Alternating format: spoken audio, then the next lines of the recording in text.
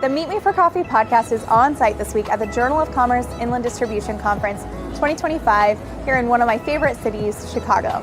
I'm excited to have a lot of speakers on the show this week, and we're going to be bringing some great content and hearing a lot of really great insights about what's going on in our industry and the broader supply chain. Hi everyone, thank you so much for listening in again to the Meet Me for Coffee podcast. We are recording on site here at the Inland Distribution Conference, and I'm excited to be joined again by my friend Crystal. Crystal, how are you doing? Hey, I am very good. Thank you for asking. How have you been? I've been great. Good. I'm at Journal of Commerce Inland Distribution Conference in Chicago. It's one of my favorite conferences, so it's kind of like the highlight of my fall. It kicks off conference season for me. I don't know about you, but this is like the first one that I get to. It is a great conference to make on your annual docket for sure, and it's a great time to be in Chicago too, because the weather's cooling off a little bit. We're right on the river here at the West End River North, and it's been a really, really nice couple of days, so looking forward to it. Absolutely. Well, you were my first interview with a shipper, so I'd like to just kind of hear from you on your thoughts coming into this conference. So what are you looking to hear? What's your organization hoping to kind of take some insights away from this, and just what's the purpose in your organization attending? It's a great question, because conferences are an investment in your people and in your organization. So we always try to make sure that we have folks here to stay on top of the latest trends and economical advice, at which there are great sessions here with some really wonderful speakers that cover off on those. But also it's such a great opportunity to connect with suppliers, old and potentially new. There is quite a diverse attendee list that comes into this event, so I really appreciate the opportunity to make sure that we're staying connected, not only in our existing network, our incumbent network, but also with some potential new folks as well. Awesome.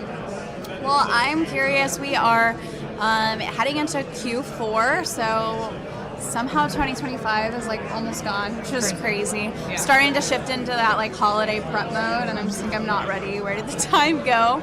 But as we're wrapping up this year, I know a lot of organizations, and I'm sure yours, also start looking and planning into the next year. Yep. So I'm curious right now, just what's been top of mind closing out 25, and what are some of the things that you guys are starting to think ahead and prepare for 2026?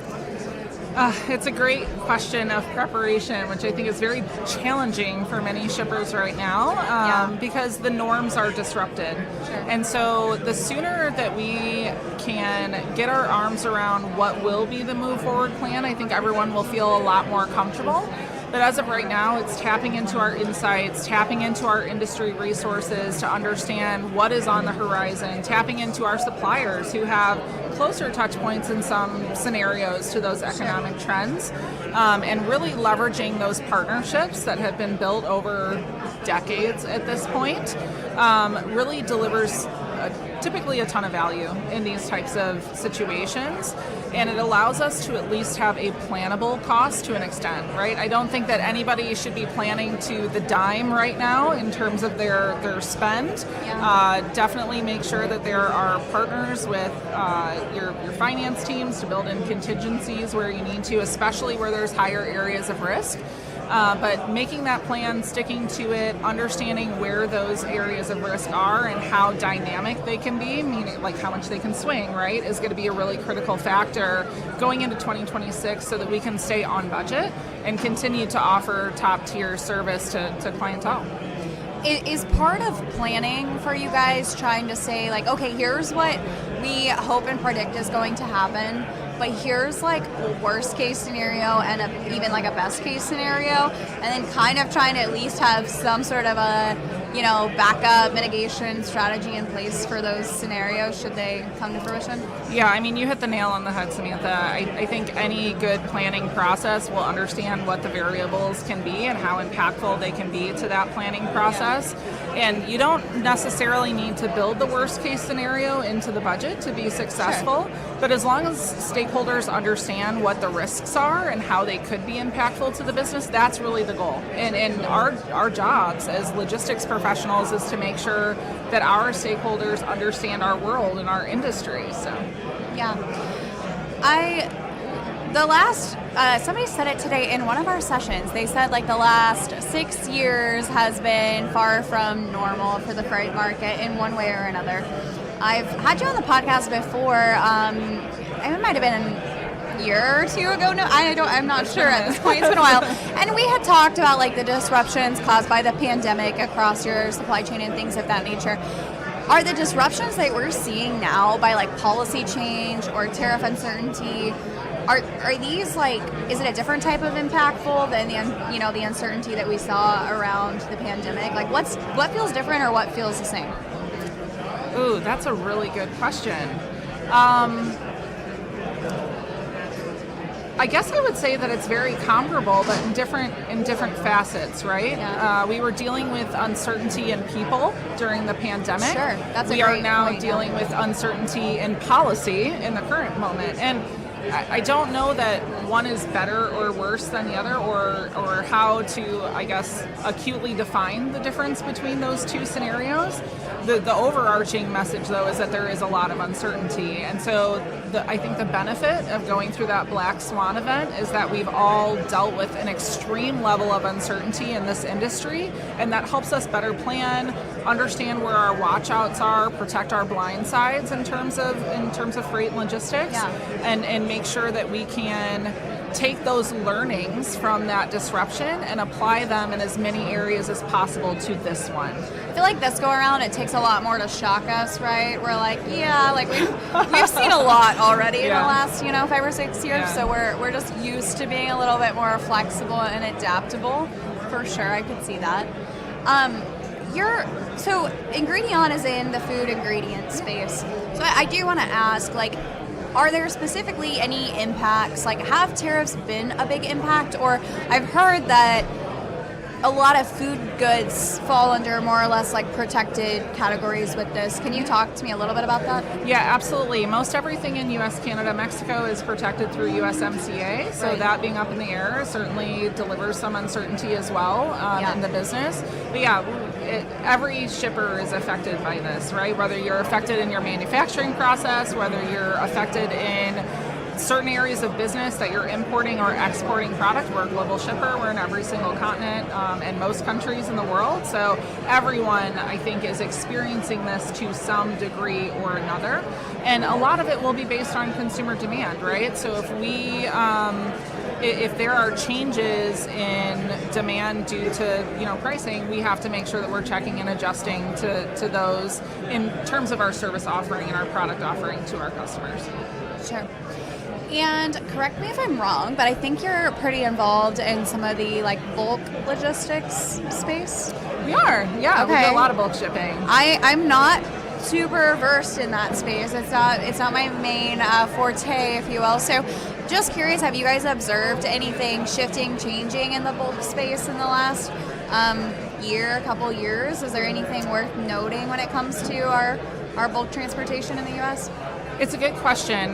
Those partners are so close to our books of business because our product is going into direct contact with their vessel, right? Yeah. So definitely a lot of very close relationships in that industry. I would say has always been and will continue to be a very high level of service that is attuned to that.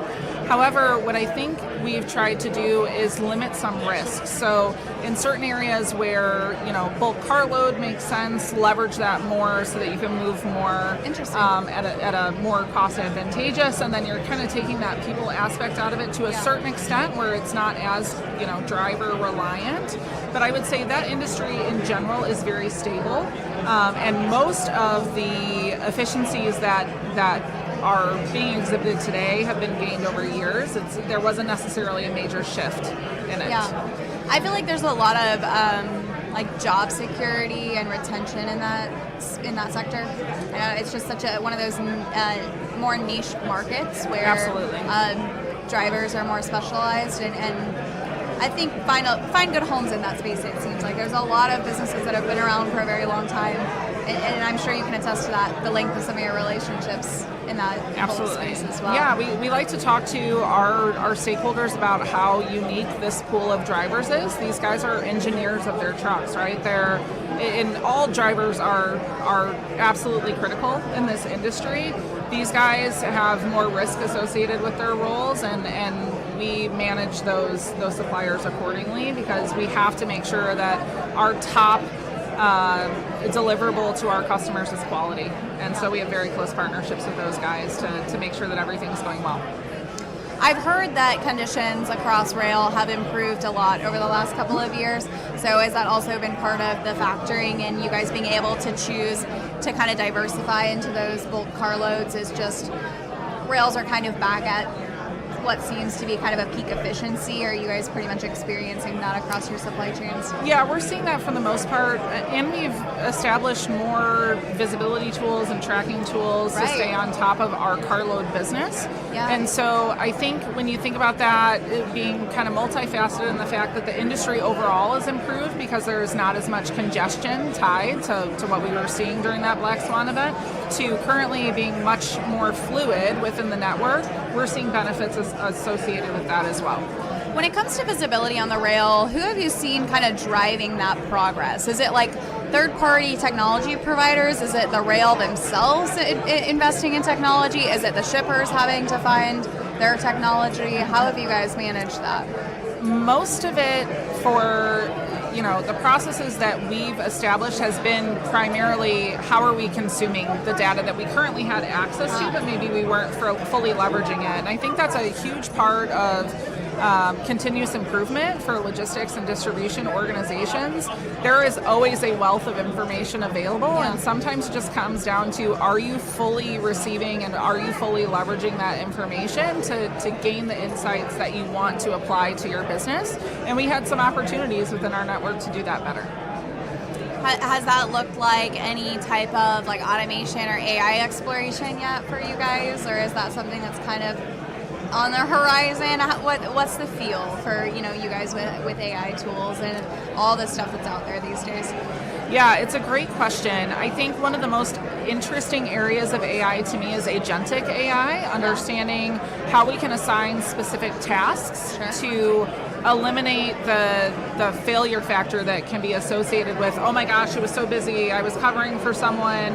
How can we make sure that we can keep business running fluidly even when we have disruption within our people and our teams? And these are additive tools to our teams, not replacing tools for our teams. And I think that's really the caution and messaging, is we have to make sure that our teams are feeling really confident in their capabilities and leveraging these opportunities as add-ons to their current roles, not replacements for their current roles. So thinking about how could our teams differently interact with our carriers with an AI tool, or with our internal stakeholders with an AI tool. We don't have anything set in the works right now, but I think starting to ideate around that and understanding what technology is available in the industry, it's certainly going to continue. The ask isn't going to go away, and we all have to continue to work smarter, not harder, as we think about the future.